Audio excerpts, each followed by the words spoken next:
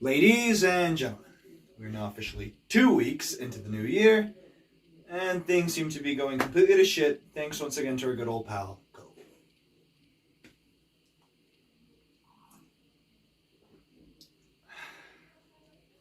But a rocky start to the new year does not take away from the absolute blast I've had since the last month of the summer to the winter of 2021. From hanging out with my best friends once again, hitting up clubs and theme parks, the hell, even going back to college in person. And of course, I couldn't forget the movies. With last year being possibly one of the most important comebacks in the film community's history. It being great, not so much. But that does not take away from the incredible experiences that I had last year on the big screen. With many studios, mostly directors, proving that just with enough focus, it could seem like films never left theaters in the first place. So without further ado, why don't you take a seat, relax, and explore with me my top 10 films of 2021. But I cannot deny the incredible experiences that I did have in 2021 watching so many films on the big screen again. To see just in 1 year, many studios prove, and mostly many directors prove, that just with enough focus, it'd be like films never left theaters in the first place. So why don't you sit back, relax, and join me in exploring my top 10 films of 2021.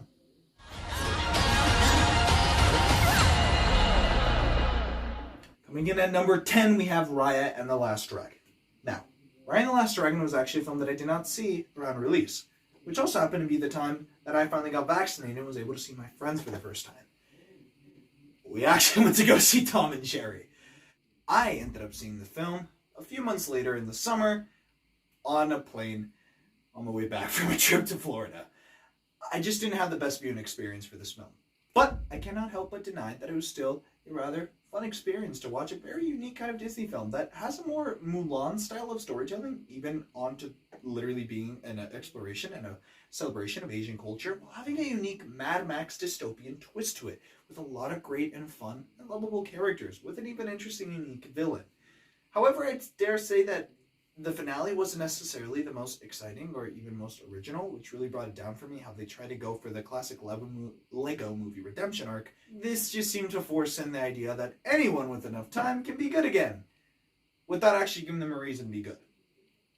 Still, admittedly, it most likely was the fact that I watched it on a plane, and a very uncomfortable time, and a very uncomfortable vacation I had, but simple fact is, I watched better films this year and I had better experiences this year. Still a great film, which is why it's on my number 10.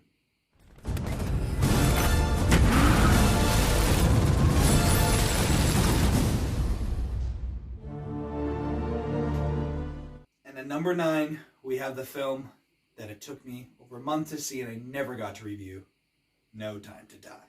Now, I have known about James Bond as a character since my high school years. For Christ's sake, I saw Goldfinger back in 9th grade. I never actually had a chance to see the modern films with the Daniel Craig series, and everyone had always been praising and shaming me for not seeing them. So when I heard that No Time to Die was finally coming out, the final film of the Daniel Craig series, finally gave it my perfect excuse before the summer that it was originally supposed to drop to watch every single one of the Daniel Craig films, starting with Casino Royale, which would turn out to be one of my favorite action films of all time.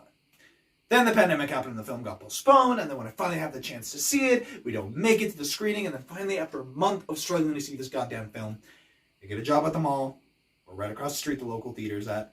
Decided to celebrate and take my friend and his girlfriend to go see the film.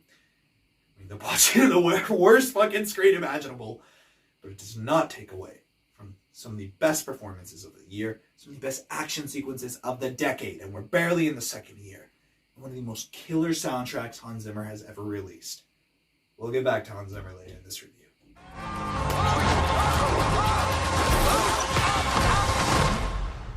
I can't die! I'm never gonna die! At number 8, we have Free Guy.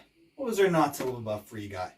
The last film that I saw over the summer before I started my first year in college, a comedy starring Ryan fucking Reynolds and other actors such as Steve Harrington from Stranger Things and Taika fucking Waititi? But here's the kicker. A comedy about video games, celebrating video game culture and YouTube culture, which is very hard to do, especially now more than ever. But despite that, they managed to actually make a film about video game culture that was actually rather charming and hilarious, with some of the best and most lovable characters I've seen all year. And to have Ryan Reynolds just play a literal guy named Guy is still one of the most genius ideas ever done. And the fact that they could pull that off just shows with enough focus on writing and actually telling us very fun and entertaining characters. You can watch a guy dressed in blue, literally named Guy, and be one of the most lovable characters of the whole year.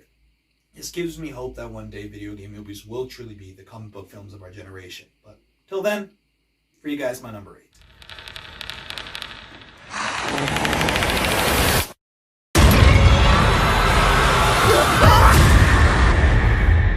Coming in at number 6, we have A Quiet Place Part 2. What is there to say about A Quiet Place Part 2? Possibly one of the best films of the summer. Hell, possibly one of the best horror films of the decade. Admittedly, there's not much to go with, but you get my point.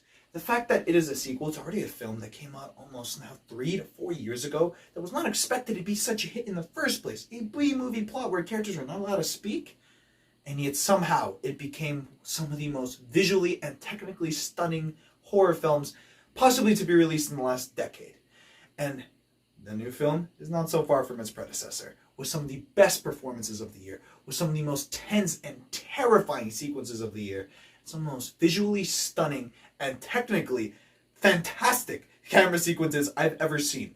The magic that this film can pull off, from characters that are not even allowed to speak most of the time, and even just a little exploring the origins of these creatures that have infested the entire planet without giving the whole damn thing away, is just absolutely a cinematic experience. Quiet Place Part 2 is the film that when people ask me, why do I love filmmaking so much? You just show them a clip of this damn movie. It's simple as that. And look, unfortunately, you can't watch this film in theaters anymore if it wasn't obvious enough, but here's what you can do. Get yourself a 4K copy of this film, the biggest flat screen 4K TV you can get your hands on. Get a surround sound speaker set or a sound bar, get your friends, get your family over, and you can have yourselves one of the greatest experiences you'll have in your fucking life. Because that's how great this film is. A Quiet Place Part 2. Who are you?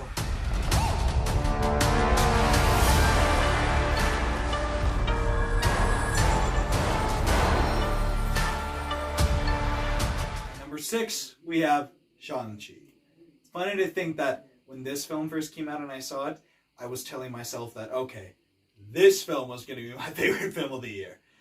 Oh boy, how that quickly changed in a few fucking months.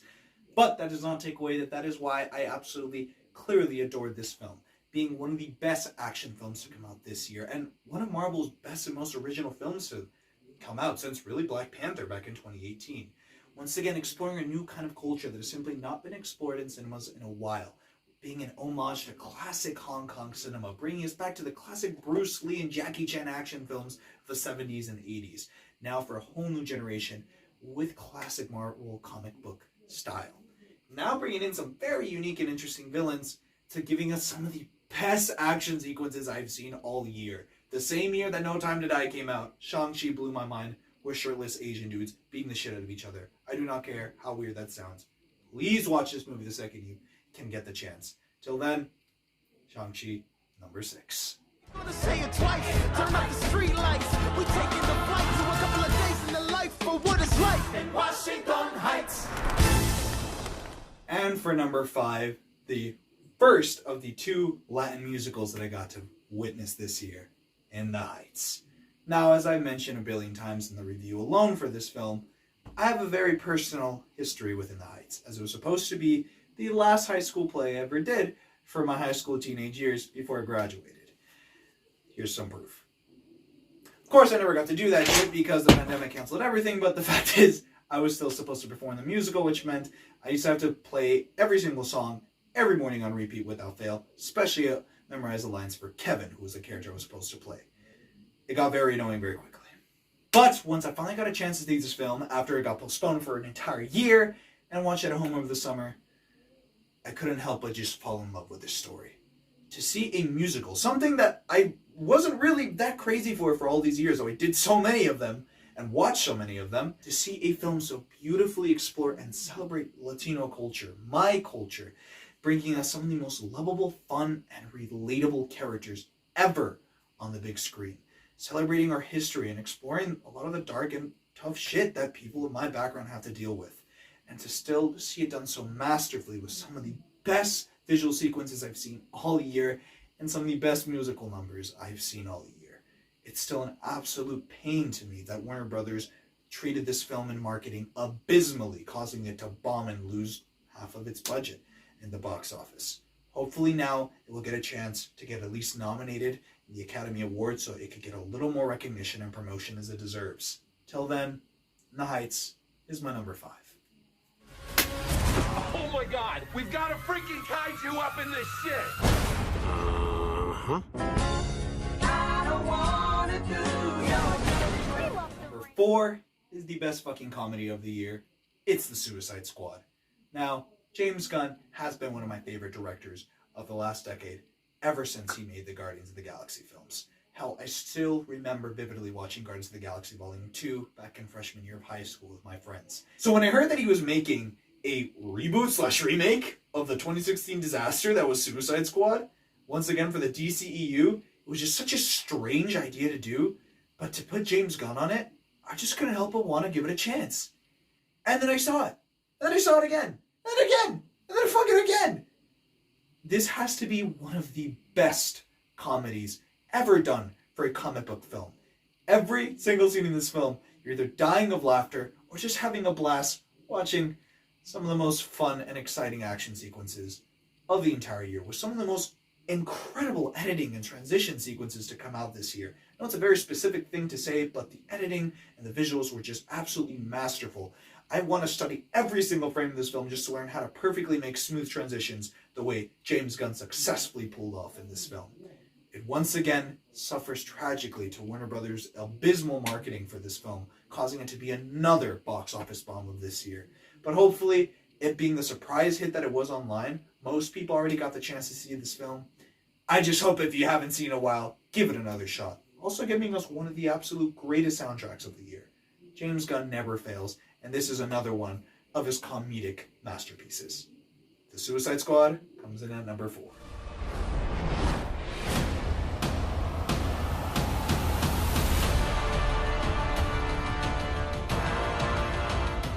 And coming in at number 3, the biggest event film of the year, of course Spiderman No Way Home was going to end up on this list. I frankly am never going to forget the hype around this film that was coming around, especially by the last few months, where even working in my theater production for college, every actor would not shut the fuck up about every single theory that they were figuring out about who was going to cameo in the film, how the film's going to end, how strangely they're only showing a 40-minute cut for all the journalists. So much sort of hype around this film. It was just like, well, just like the last MCU films that had people going cuckoo for the next few months. Infinity War and Endgame. And it's surreal that a character that has been literally on the big screen seemingly every 2 other fucking years, having an Oscar-winning film just about 3 years ago now, still not fail to amaze us and find new ways to keep us hooked, to keep us crying, and to keep us cheering on in theaters. I saw this film twice in theaters and I still can't get enough of it.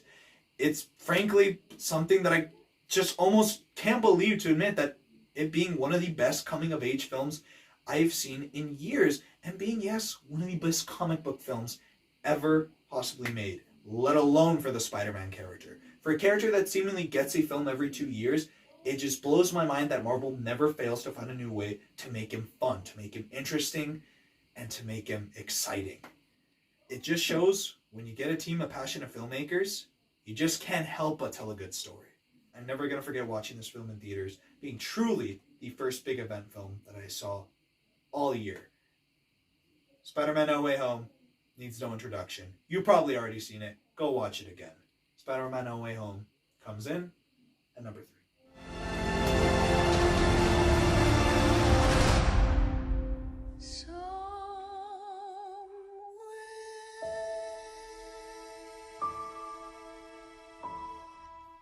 Coming in at number 2 has been the film that I have refused to shut up about and seemingly not stop annoying my family talking about how good it is, and yeah, humming the tunes pretty much every fucking morning. The second Latin musical I got to watch this year being Steven Spielberg's 2021's West Side Story.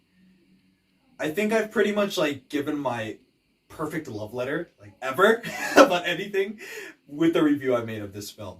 There's not really much I can say that I haven't already said, just still being the fact that what an absolute achievement in filmmaking it is to know that a film that has been released 60 years ago now, on the dot, can somehow be just as exciting, if not even more exciting 60 years later, with just simply a director giving it its own unique style and truly going all the way, embracing the culture they claim to be celebrating. It's very rare that people usually get excited for a remake the way I have. I understand the fear about them. With films like Cinderella and Beauty and the Beast, looking back, being some of the most useless remakes ever. Not even going to tackle The Lion King. Don't know why that film even had to happen. But films like West Side Story prove that there are still, even stories that have been told before, always new stories to tell. And always new, exciting ways to tell these stories. It just breaks my heart that this film is still going to be most likely bombing.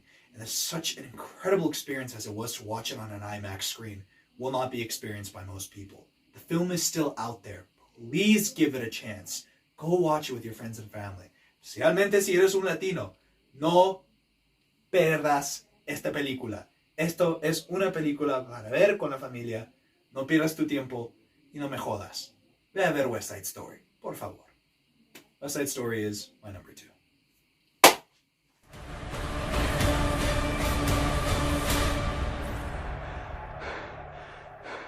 It's time.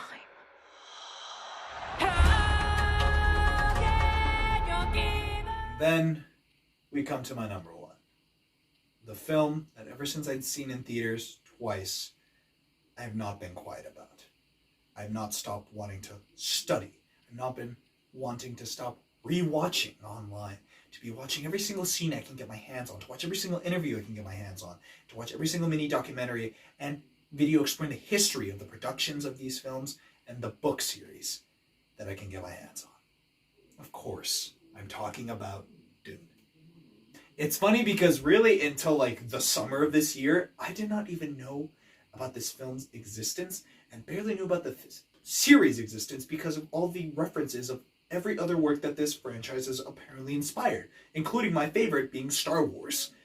I didn't even know the legacy that this series had had in the book world until I saw this movie and I wanted to learn about it. And when you see something like Dune on an IMAX screen, it's just an experience that is simply impossible to describe until you watch it. That sounds dramatic, I know. It sounds stupid, I know. But every single part of this film, when it comes to the performances, to the absolutely stunning visuals, the editing, the absolutely killer soundtrack by the Hans Zimmer, giving me one of the most exciting and just tense soundtracks I've ever heard since I heard Star Wars A New Hope. And people want these kind of stories, need these kind of stories. Not just stories that distract them and show them a good time, though there's nothing wrong with that, but stories that challenge the way we tell stories, challenge the way we think of the world, challenge the way we think of ourselves. That is the magic of films like Dune. And frankly, it's films like these that really made me fall in love with filmmaking in the first place. Yes, films like West Side Story never failed to bring me joy either. And films like No Way Home are pretty much the modern definition of 21st century filmmaking. Absolutely incredible films in their own right. Not taken away from them. But the simple fact is, comic book films have been dominating for the last 2 decades. There was no doubt about that. And it's always been the question, when are they going to go, and what's going to be the next big thing? Dune is simply that film that I truly believe will be rivaling the MCU for the next few years. Even, dare say, for the next decade. And with Warner Brothers losing one of their biggest directors of all time, Christopher Nolan, Denis Villeneuve might be the last director standing with them, giving them some hope for the next few years. Except Matt Reeves with The Batman, of course. Dune is a film that everyone deserves a chance to watch. Dune is a film that if you love filmmaking and love this community the way I do, you will give a chance and then want to study every single part of it, from its production to its writing to its casting. Everything you can get your hands on. For Christ's sake, I even ended up buying fucking Funko Pops. I own a Paul Atreides Funko Pop. This film was that good, I ended up wasting money on Funko Pops. And soon, I'll even collect more merchandise of this film, proudly. Soon buying the books and being able to have my chance to read the original novels that made this series so iconic in the first place. to learn how to be a better writer thanks to this film, to learn how to be a better director thanks to this film, to learn to be a better cinematographer thanks to this film. Dune is a film that defines filmmaking. When people ask me, why do you love movies so much? Dune will be the film I point to.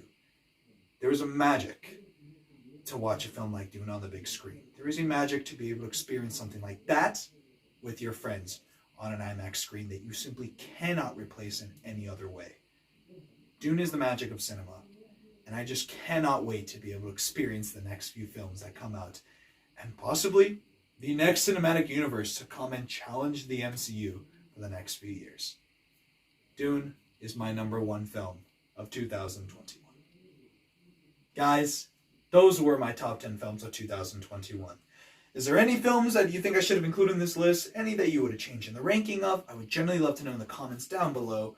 But frankly, I just had a blast talking about these films again.